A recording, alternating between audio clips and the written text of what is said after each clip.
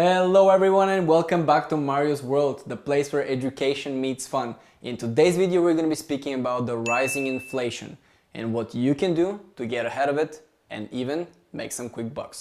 If that's what you're looking for, stay tuned to find out more.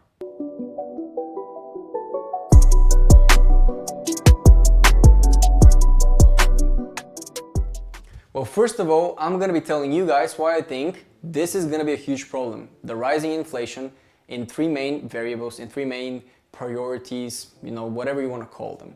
So the first one is, it's going to cause a recession too, meaning we just have seen a recession with COVID, but it hasn't hit the economies as bad as it should have, let's call it that way.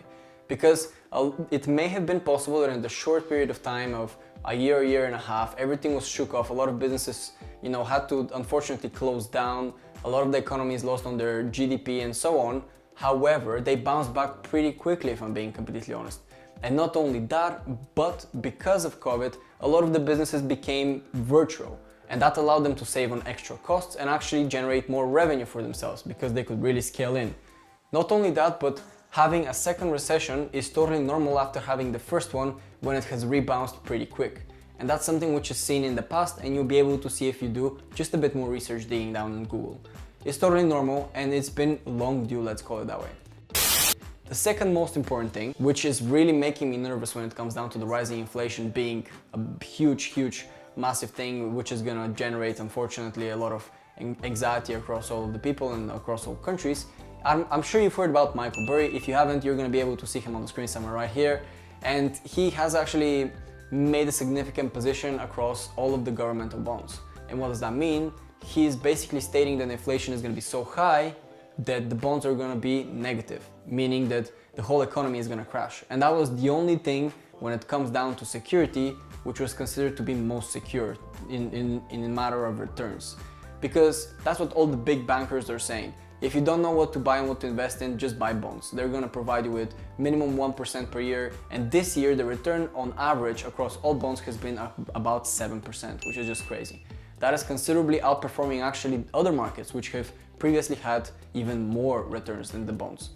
Well, the whole idea about the bonds is that they're governmentally backed, which means that the governments are providing you that amount of, return on your investment in order to just have your money not run out as inflation goes out. That's pretty much just store of value and just slowly increasing your net worth, let's call it that way.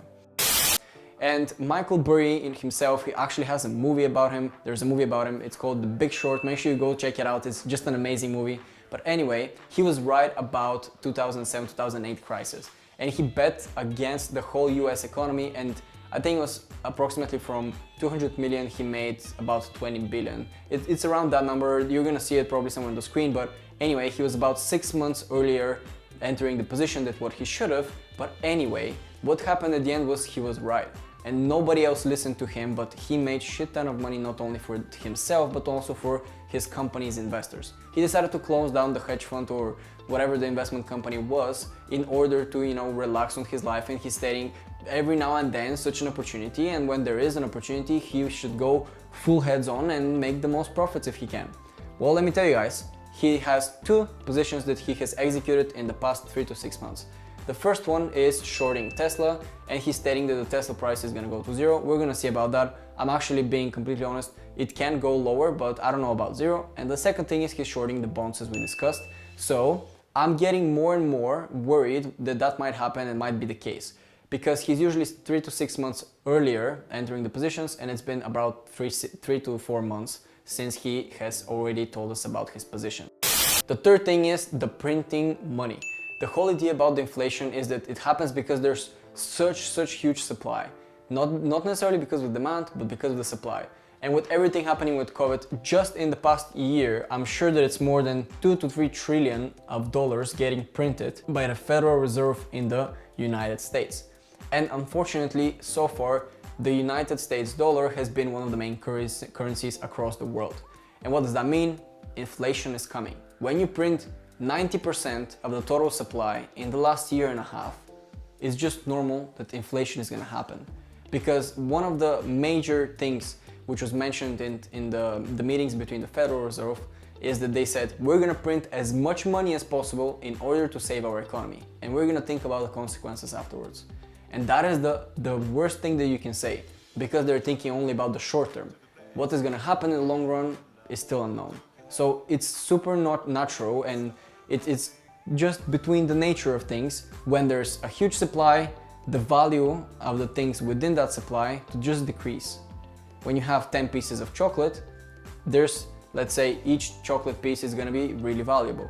But when there's 100 pieces of chocolate, they're gonna get less and less valuable, because people can just grab it. 100 people can get one, but on the previous one, if 100 people had to get 10, they would fight for it, wouldn't they? So it's just the normal nature of things. So these three main things is why I think the rising inflation is gonna be such a huge problem. And if you're enjoying this video so far, make sure you smash the like button, it means a lot. Now we're gonna speak about how you guys can predict it, so-so, and how you can avoid it, so-so, and how you can probably make some money, at least in the short to medium term. Because it's obvious that each and every one of us is gonna probably lose at least a bit of bucks, let's call it that way, because inflation is just what it does. So there's gonna be several steps that I'm gonna tell you. You can do your own research and actually decide for yourself, but I'm gonna be telling you what I guys am gonna be centered around and what I'm gonna be aiming at doing. The first one is taking loans. You don't want to be able to have such a large portion locked away somewhere. So you would want to take loans as quick as possible, let's call it that way. You would like to get the best rates you can at the moment, because now the interest rates on loans are one of the lowest possible across the whole world. And what does that mean? As soon as inflation rises, the banks need to increase their interest rates in order to make some more money than the inflation. So they can generate some revenue and put the money left and right. So if you take a loan, you can get a fixed rate, whether it's for a mortgage or whatever, in, let's say, for the next 5 to 10 years. It's just a typical thing to get, at least for 5 years, a fixed rate in your first 5 years of your mortgage, or something about a specific loan. So what does that mean for you guys? In the next 5 years, when there's going to be one of the biggest crises out there because of the inflation, you're going to be getting a fixed rate, which means you're going to be making money rather than losing money, because the interest you're going to be paying is going to be so far less than what the inflation is. So you're actually making money on your money. The next thing, the second thing, is to buy apartments or houses. That's why taking the loan is for. The equity is going to become much more valuable, and because of inflation, the money are going to mean less, meaning a lot less people are going to buy properties, and that is going to be your chance to buy the property at a huge discount before this has happened.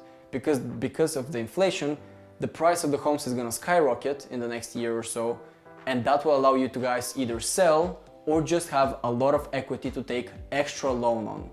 The rents are gonna probably stay the same, if not even a bit lower, but when it comes down to selling, it's gonna increase dramatically. The third thing you can do is basically hedging against the whole economy, which currently is known to be the cryptocurrency world. You can invest in some of those crypto assets that are gonna generate you passive income throughout the whole year. One of the safest ways is the stablecoin USDT, which in Binance, by the way, link in bio for you to make commission, is basically 7% per year. Well, that's basically the bonds I told you on average last year, but that's going to be something which is going to be going for the long run. And not only that, there's different kind of coins which can generate you 200% per year if you're being super aggressive. There's also passive ones such as Ethereum, which is going to gain you 3 to 4% per year, but still much better than the banks are giving you. It's less than 1%. And if you invest in crypto, not only that passively you're going to be gaining this, but it's possible that a lot of the money which are going to be going from A to B, the A is going to be the economy and B is going to be the crypto, is going to go from one to the other. So the possibility of huge increase in demand in cryptocurrency is totally normal. And that's why everybody, when they say you may be late to crypto, well, you never know. You never. The fourth thing, guys, I want you to remember and maybe even do is don't have cash laying around. It's important to know that with inflation, what unfortunately happens the most is that your money gets less valuable. And meaning the more cash you have, the less valuable it will become, and you're gonna have less purchasing power. Let's say, for example, if you were to buy bread for £1, $1, whatever, €1, that bread is gonna become $1.50, but you're still gonna have $1, and you won't be able to purchase the bread, just as a quick example. That's what inflation does. That's why it's important that you don't lay in cash in order to be able to purchase those things, and you have the purchasing power, whether it's for a loan, whether by having equity in something else, to purchase whatever you wish without having to lose money. And the last one, which I'm going to recommend to each and every one of you, and that is actually one of the best things that you can do when it comes down to going and hedging against inflation, is booking trips. Enjoy your life, and by spending your money earlier than the recession, by booking trips in advance of a year or 2 years from now, that will allow you to spend less amount of money for the value you're gonna get. And that's the first thing. The second thing is, hopefully, if everything goes well with the current pandemic and so on, that would mean that will allow you guys to go across the world. The prices of each travel agency or each travel company, airline company, is gonna increase.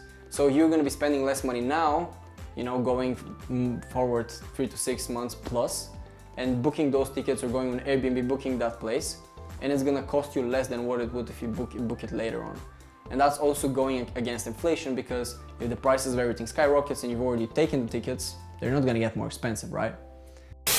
Well, that's gonna be a wrap for today's video. Thank you all so much, guys. This definitely has been a long one, but hopefully you guys enjoyed it. If you are new to the channel, make sure you subscribe, smash that like button if you really enjoyed it. Put a comment down below so that I know whether you're enjoying it or not. It's been a pleasure once again, and it's time to peace out. See you guys.